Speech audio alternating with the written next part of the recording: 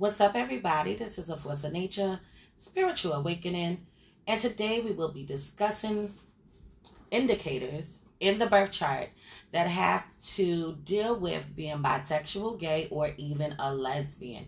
Okay, this is going to be part 2 to that part 1.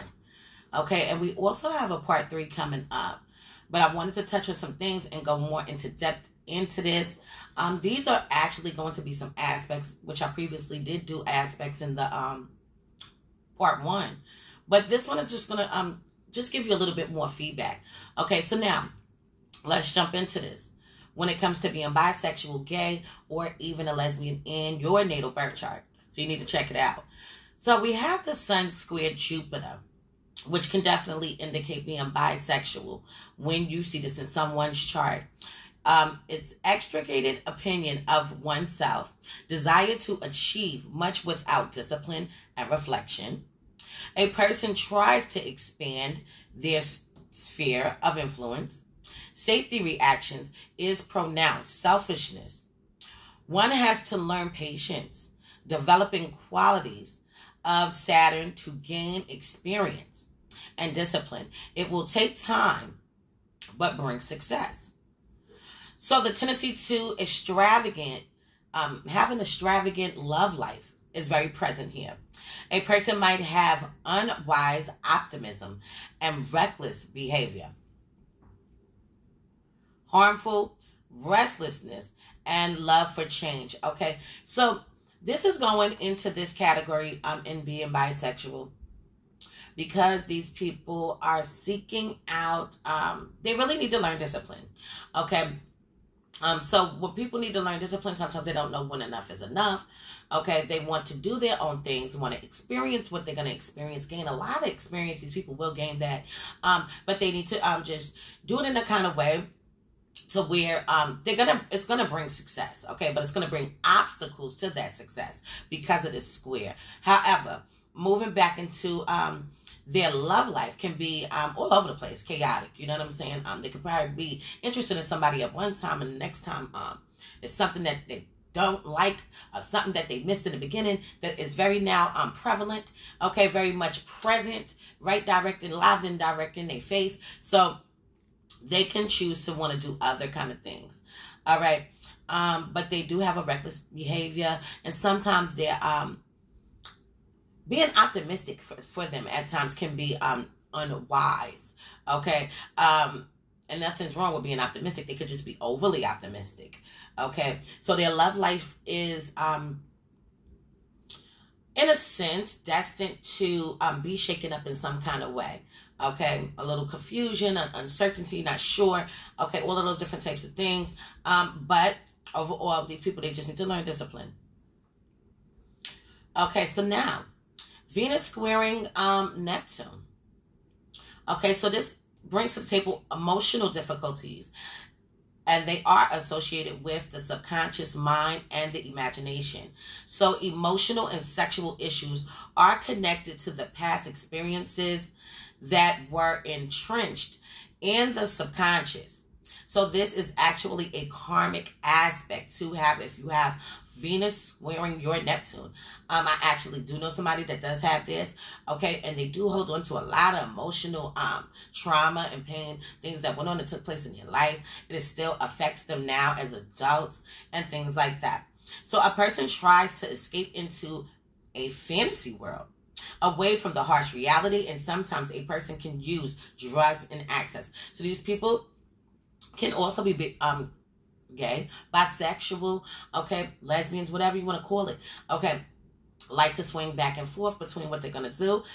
They are more about the fantasy world than the reality. Okay, so yes, these people can be prone to escapism, being overly sexed, having a lot of different sex partners, having threesomes. See what I'm saying? Things like that, not minding to do these things, not caring about it. Okay, they want to do these type of things. But now when we push over into like drug use, okay, this person can be the type of person that is an alcoholic or does drink a lot.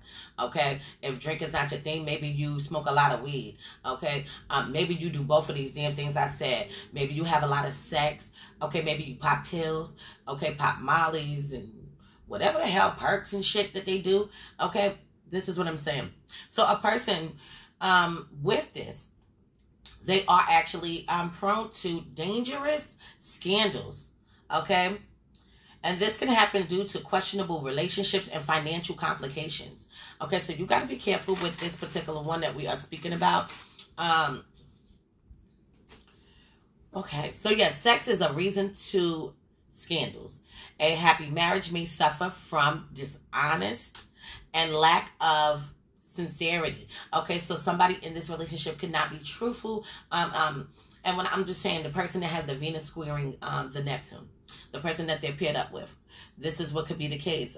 Maybe they're not being truthful to them. They're not being truthful to their partners and things like that. This can also make you want to try out something new, something different. Okay? Maybe feeling like, okay, like say you're a man with this in your chart and you find it very hard to understand women. Okay? Or you're a woman with this and you find it very, very hard to understand men. Okay? So this can be a constant friction. Doesn't mean that you don't like it. Okay? But you may seek out something else. Okay, power of imagination can give sexual visions that are heating up, leading to emotional complexes, often shyness, self-restraint, with a tendency to secret romances. So these people are prone to have some kind of secrecy, okay, being more private.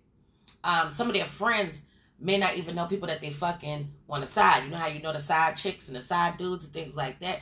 You may not even know their side person, but they do have their main, or they have another person that they deal with too. You may know them, but you don't know some other ones that are, you know, just in the working. They're prone to that. Which means that they also can be prone to having other kind of relationships that you do not know about, whether it be bisexual, gay, or lesbian couples and things like that, or just freaking off. Okay? And like I said, some people with these things may not even think that they are, even if they experimented and tried it out. Okay? Some people feel like, well, you tried it out, so what? I ain't like it, whatever, it ain't for me. Okay? But this is what I'm saying. Also, these people can also have orgies and things like that. Okay? Undercover sexual orgies, okay, where nobody really knows that you're doing all these type of things. And sometimes it may even be bisexual type of activity going on in these individuals' lives. So the individual has hypersensitivity, often for no reason, shows resentment, and also laziness. So sometimes these people can be very resentful about things that went on to take place with them. They can probably have no remorse also for people as well. They can have a lot of compassion, but sometimes just no remorse. There could be a tug of war here. So a person is trying to cause people to pity them, create and follow controversial plans just to make quick profits is something that they could do. So this is just giving you some information into the psyche of people that have this. But this is also being linked to what we are speaking about. Okay, so these people can utilize people. Okay, they can utilize people, situations, and things like that so that they can be beneficial to them. Okay, doing this right here, knowing you're going to do the bulk of the things. Making it look like if I do this, you're going to do all of this. So they're very strategic. Let's just say that. Very strategic in the way that they move. In matters of finances and love, they need to proceed with caution. Okay? Great idealists who strive for impossible relations. So these people look at love in an unrealistic way. They look at relationships in an unrealistic way.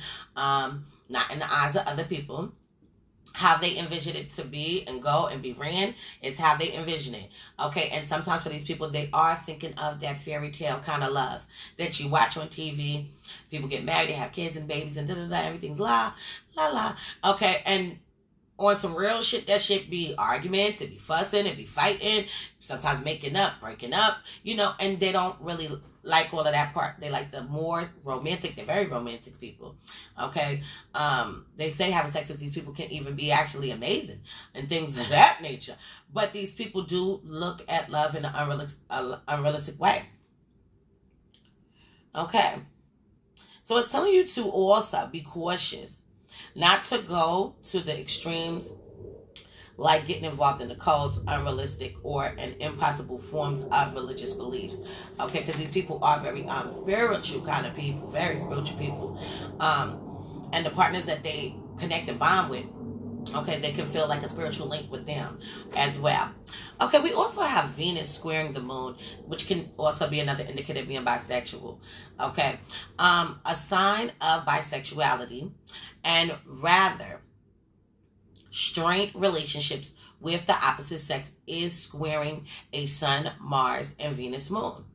So square between Venus and moon in a man's chart indicates a complex relationship with a mother or a mother figure, and even hostility towards women. So men that have this in their charts, men that have this with their charts can have a lot of issues with women. Men or women with this chart can have a difficult time in relationships. Okay, having to compete with another person. Okay, so this is like your partner's cheating on you, or they always doing something, or anybody you get with, it seems like that they cheating on you, or fucking with somebody else, or you're getting involved in something, or maybe you know the person is fucking with somebody else. Okay, but they competing for the love for the person that they're dealing with. Okay, however, this could be in charts of men that are bisexual, gay. Okay, this can be in charts of women that are bisexual or lesbians. Okay.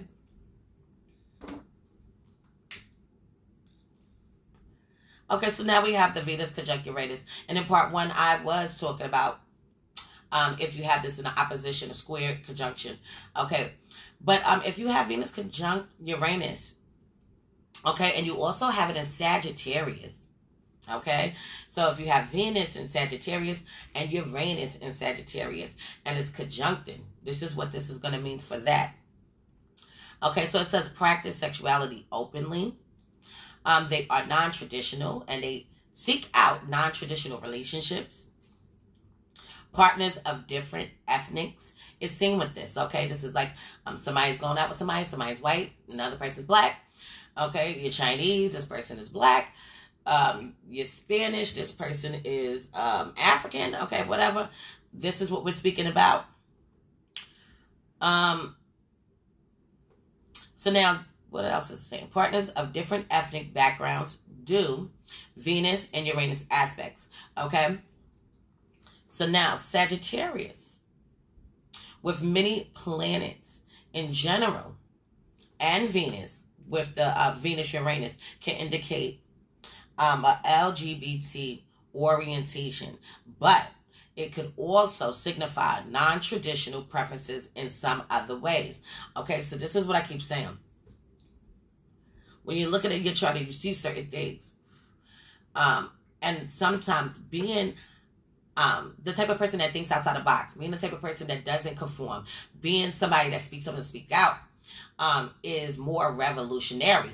Okay, so when you're thinking about being bisexual, being gay, and being a lesbian, that is, in the eyes of some others, thinking outside of the box. So this is why these aspects and things like that are linked to this as well. Okay, just to break it down, because people are going to be looking at this and they're going to say, oh, I have Venus square moon, or I have Venus square Uranus, so and I'm not this, and people are going to do that, and I don't really give a fuck about all of that. What I'm saying is that in here, okay, if you have more of these things in your chart, you're more prone to it, period. That's just what that is. So, those with Sagittarius moon and a lot of Sagittarius in their chart tend to be fluid in their sexuality. Okay? Making them more wanting to be able to seek out new experiences at any means necessary. So, Venus and Sagittarius will lead to exploration and excitability, not preference or identity. A possible predisposition to expansion in the arena of the values.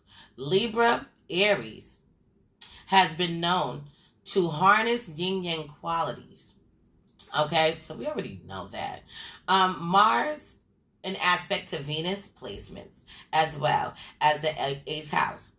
So, like I said, you got to look towards all of these different types of things when you are just looking at your chart. And as we already said before, Mars in the 8th house, Mars in Scorpio. You see what I'm saying? Venus in Scorpio, Venus in the 8th house as well. Okay? My experience, okay, just looking at all of these different types of things is just amazing to me that you can even look into your chart and pick up and locate some of these things. Okay, so I'm going to leave this on this note for now. Future videos to come out will go more into depth into this. I am coming back with a part 3, so check that out. Anybody want to donate to the channel, feel free. Is there anything else I need to say? I want to say thank you to everybody that's been tuning in and subscribing. Thank you all new subscribers. Thank you all to the old subscribers. I appreciate you all. So this is a force of nature, spiritual awakening. Love is love, peace, and blessings to you all. And I will see you in the next one.